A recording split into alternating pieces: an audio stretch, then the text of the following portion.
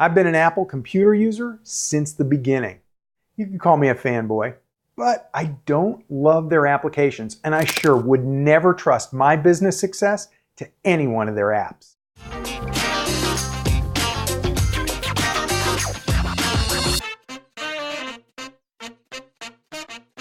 Hey, I'm Larry, and I teach entrepreneurs and small business people how to create their own pro-looking videos in-house without turning video into a second career.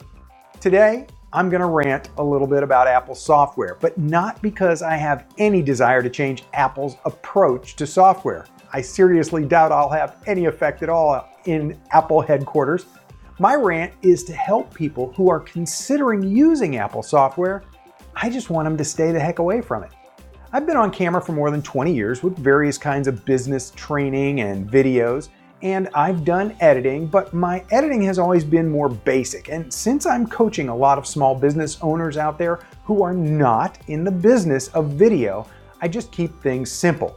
Simple hardware and simple editing software. Like I said in yesterday's video, I use ScreenFlow for all my video editing, and that's what I teach my clients to use. I also said in yesterday's video that Apple used to own the pro video production industry with Final Cut Pro, but with one of their updates a few years ago, they changed how the program works. They ruined workflows and they let their customers down. And that's not an anomaly.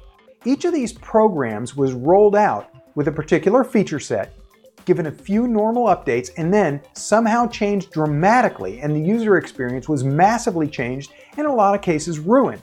The programs I'm talking about are iMovie, iTunes, Aperture, GarageBand, iPhoto, and while the Apple Calendar wasn't ever really working well and then got changed, it's actually been relatively weak from the start, and it doesn't have lots of features that other calendars have had since back in the Palm Pilot days.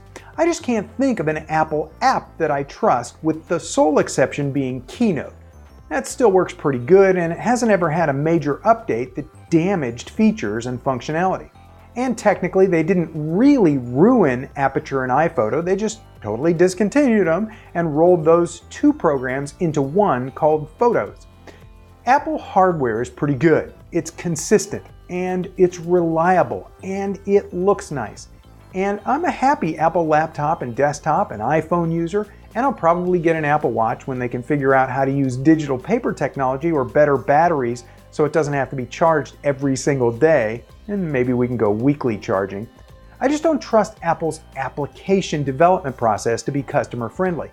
If somebody somewhere at Apple headquarters decides one of their programs needs to address a different market, or they're just tired of serving the pro video or pro photography market, they just flip off their installed user base and they go away.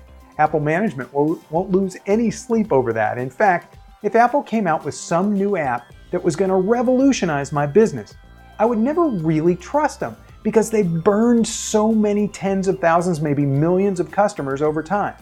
They're too big to care about it. The bottom line is that while I use Apple hardware and I love it and I swear by it and I recommend that to you, I would recommend that you never edit your videos with iMovie or Final Cut. And while GarageBand might be a fun toy, don't ever rely on it as your primary audio application.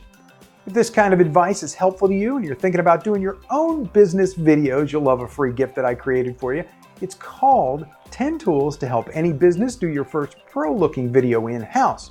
It's a 10-minute long video that will help you get started on your very first video production for your business. Just go to larrybecker.tv/10free.